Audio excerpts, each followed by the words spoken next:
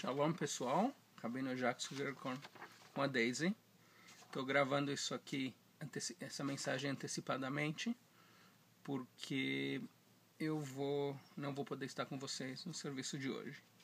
Então esse aqui é o sermão que eu vou estar dando hoje à noite para minha congregação. Todo ano nós regressamos à história bíblica de Noé e da Arca, para Noé.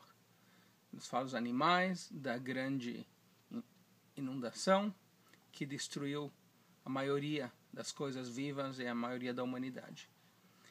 E todo ano essa paraxá traz a pergunta: a humanidade era realmente má como a Bíblia os descreve? Será que as pessoas, se você deixar elas no seu estado natural, são naturalmente boas ou naturalmente más? Essa questão fundamental sobre a natureza da humanidade dividiu os pensadores por toda a história, muito mais na época do iluminacionismo, em inglês Enlightenment. E essa questão continua a dividir as pessoas até hoje em dia. Por um lado, está a opinião que os seres humanos são fundamentalmente bons. Quem sabe o filósofo que mais bem exemplificou essa ideia foi Jean-Jacques Rousseau.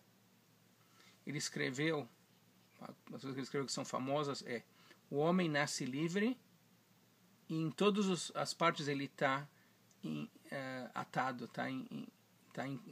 ele tem cadeias, está como se estivesse preso. Portanto, dizendo, né, que as pessoas são fundamentalmente boas, é a sociedade e a cultura que os corrompem. Muitas das lendas clássicas sobre o ser humano criado naturalmente mostram essa ideia do Rousseau. Por exemplo, as novelas do Tarzan, ou a história do Mowgli, né? Ou seja, que se você uma criança que for criada por animais, ela vai crescer para ser boa e nobre e decente, e o que realmente o que causa o dano nas pessoas é morar em sociedade. O Rousseau ele propunha uma ideia de criar um programa educacional para as crianças baseado em retornar à natureza. Porque, no final da história, se você deixar as crianças por elas mesmas, elas vão ser naturalmente boas. Rousseau era contra a instituição do governo e ele era a favor de retornar a uma democracia pura, baseada no desejo geral da população. Aqui eu lido com pais que seguem as ideias do Jean-Jacques Rousseau todo o tempo. Eu falo com eles para mandar as crianças deles para a nossa escola religiosa. Metade dos pais não mandam. E eles respondem: meu filho ou minha filha preferem não ir. E nós acreditamos em respeitar as decisões que as nossas crianças, nossos filhos fazem. Porque, afinal, as crianças têm um senso natural do que é correto, o que é errado, o que é bom e o que não é. Quando os nossos filhos e filhas ficarem maiores, eles vão optar por si próprios para obter uma educação religiosa. Se eles fizerem isso, então essa é a opção deles. As crianças e eventualmente os adultos são naturalmente bons se você deixar eles para que eles façam o que eles querem fazer. O outro extremo foi o filósofo não consigo dizer essa palavra, iluminacionista, né? Thomas Hobbes. Thomas Hobbes acreditava que as pessoas são naturalmente más e que, num estado natural, a vida, segundo ele escreveu, é só, pobre, asquerosa, bruta e curta. Somente a sociedade pode subjugar esse estado da natureza e manter os seres humanos em controle, em ordem. De fato, Hobbes estava disposto a defender até a forma mais despótica, até a forma mais ditatorial de governo, se ela pudesse manter a paz. Hobbes, as opiniões, a visão do Hobbes me fazem pensar, por exemplo, na sinagoga na antiga União Soviética, e que eles tinham que dizer uma reza para o governo, né, para o bem do governo. O Talmud, de fato, nos ensina algo semelhante. Rabbi Hanina, que era o chefe dos sacerdotes, disse: rezem para o bem do governo que nos controla, porque sem eles as pessoas se devorariam uns aos outros vivos. Isso está em Pirkei Avot 3, versículo 2. Eu conheço pais que também estão nesse extremo. Eles são extremamente estritos e autocráticos com seus filhos. Aqui tem um verso que diz: deixa de usar como um chicote e você estraga a criança. Você tem que ser duro mesmo. Ou coisas assim como: crianças são para ser vistas e não ouvidas.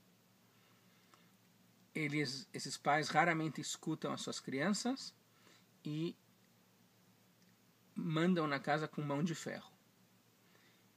Normalmente há paz nessas casas até algum momento, geralmente nos anos da adolescência, quando a criança se rebela totalmente.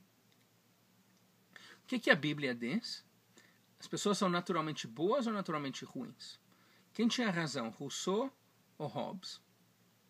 Essa paraxá dessa semana vai mais para o lado do Hobbes, porque nós lemos em Gênesis 8:21, Deus disse para si mesmo: nunca mais eu vou destruir a terra por causa do homem, já que todos os pensamentos do homem são maus desde a sua infância, nem eu vou destruir outros seres vivos como eu fiz antes. Então, depois do dilúvio, depois da grande inundação, Deus percebe que os seres humanos que ele criou têm uma grande inclinação para o mal. Entendendo essa natureza humana, Deus decide que ele não vai destruir a terra novamente com outro dilúvio. Mas o que é importante é que a Bíblia não para aí. Deus então fala com Noé,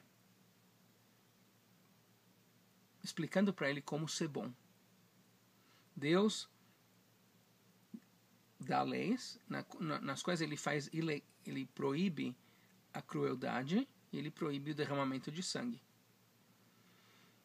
O judaísmo posteriormente vai ensinar que Deus dá para o Noé 7 leis éticas fundamentais, conhecidas como as 7 leis para os filhos de Noé. E as pessoas são ensinadas a ser boas.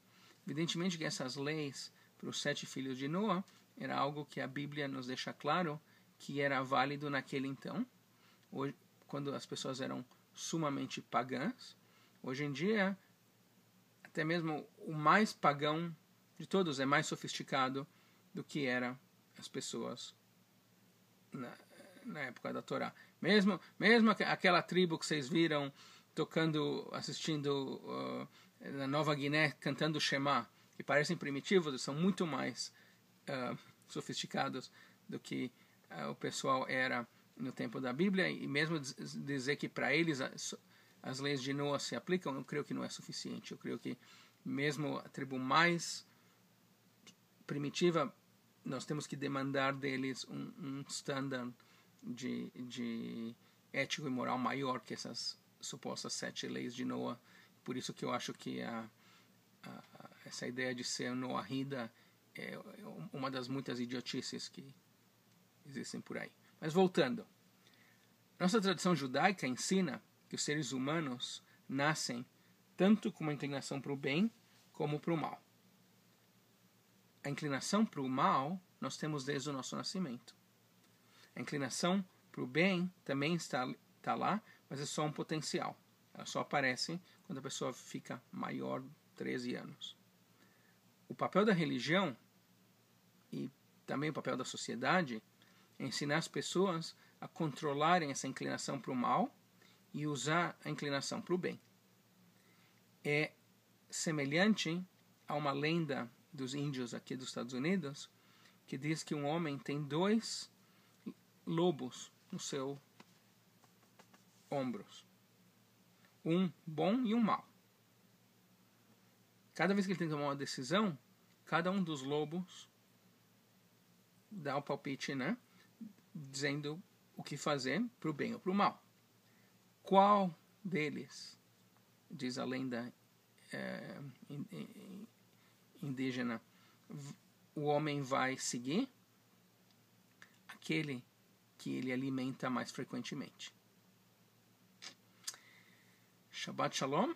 Eu novamente vou estar com saudade de vocês, mas vou ter que sofrer. Vou estar na Califórnia, no Napa Valley, onde fazem vinho, fazer um casamento de uns amigos muito queridos.